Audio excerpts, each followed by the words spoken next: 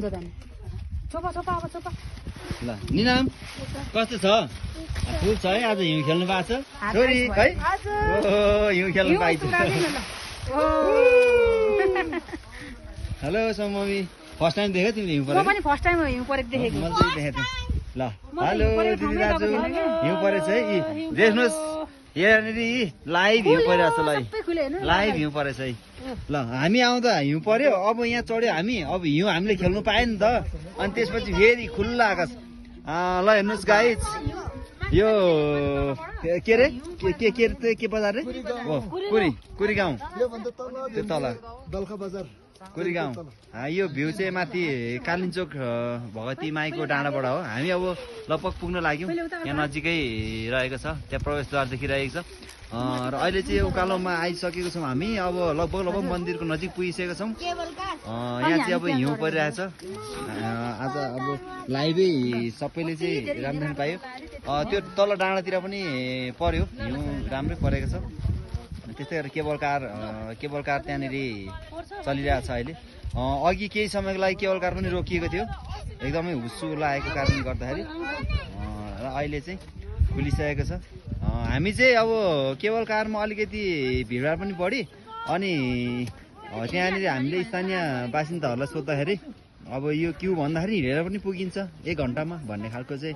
कुरा भयो त्यही हामी पनि हिँडौँ न त भन्ने हिसाबले हामी हिँड्यौँ अनि हामी हिँडेर नै आउन सफल भइसक्यौँ अब लगभग हामीले पोइन्ट हिट गरिसकेका छौँ अब हामीले केबल कारको वेट गर्यो भने हामीले जस्ट अहिले अब हामी पुगिसकेका छौँ यो चाहिँ हामीले अब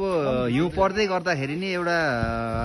सानो एउटा क्लिप चाहिँ हामी लियौँ भन्ने हिसाबले हामी रोकिएको अनि फेरि यो कराइरहने केटो चाहिँ खै त देखिएन कता छ भन्नुहुन्छ होला म चाहिँ यता छु गाइज है है म यो केटो चाहिँ यता छु म पनि यस्तो छु जे होस् हामी अहिले राम्रो तरिकाले चाहिँ यहाँसम्म आइएको छ सफलतापूर्वक यात्रा भएको छ कालिचोक भगवती माईले रक्षा गर्नु भएको छ हामीले यहाँसम्म ल्याउनु भएको छ उहाँको दर्शन गर्नको लागि हामी चिताएर हिँडेको छौँ उहाँले पनि हामीलाई सुरक्षित तरिकाले नै यहाँसम्म ल्याइदिनु भएको छ उहाँको आशीर्वादले हामी काठमाडौँ फिर्ता पनि हामी सुरक्षित तरिकाले नै पुग्ने छौँ भन्ने हामीले आशा गरेका छौँ र कालिचोक भगवती मातालाई पनि त्यही चाहिँ एउटा आशीर्वाद माग्न चाहन्छौँ हामी सपरिवार हामी एउटै परिवार नै हौँ हामी सपरिवारको तर्फबाट जसले गर्दाखेरि चाहिँ हामी अहिलेसम्म स्ट्रङ नै छौँ हामी अब हाम्रो सानो बेबी छ अरूभन्दा पनि उसको एकदम टेन्सन थियो तर ऊ अहिलेसम्म हिउँ खेलेर रमाइरहेको छ जसले गर्दाखेरि चाहिँ उसलाई एउटा मोटिभेट पनि भइरहेको छ भनौँ न उसलाई त्यस्तो थाकेको फिलिङ पनि भएको छैन ऊ खेलिरहेको छ समयमा उसलाई गर्मी हो भनिरहेको थियो बिचरा यस्तो हिउँ परिरहेको छ ज्याकेट पातलो रहेछ जम्मा 4 थाप्ता रहेछ भित्र स्वेटरहरू अनि जाडो भएर भन्दैछ अनि हाम्रो समय नाना यहाँनिर अनि उसले पनि आज लाइभ अब हिजो हिँड्दै बाटोमा चाहिँ उसले के भनिरहेको थियो भने हिउँ परोस् भनिरहेको थियो हिजो हिउँ परेको थिएन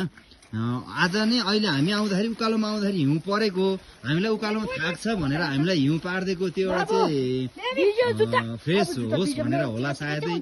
अनि अहिले त हामीले अब हामी डाँडा चढ्यौँ अब त फेरि के भयो त हिउँ पनि रोकियो क्या क्लिन भयो वेदर हेर्नुहोस् अहिले मैले सुरुको भिडियोमा तपाईँलाई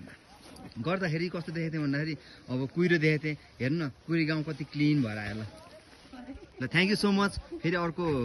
चाहिँ भिडियोमा भेटौँला बाई बाई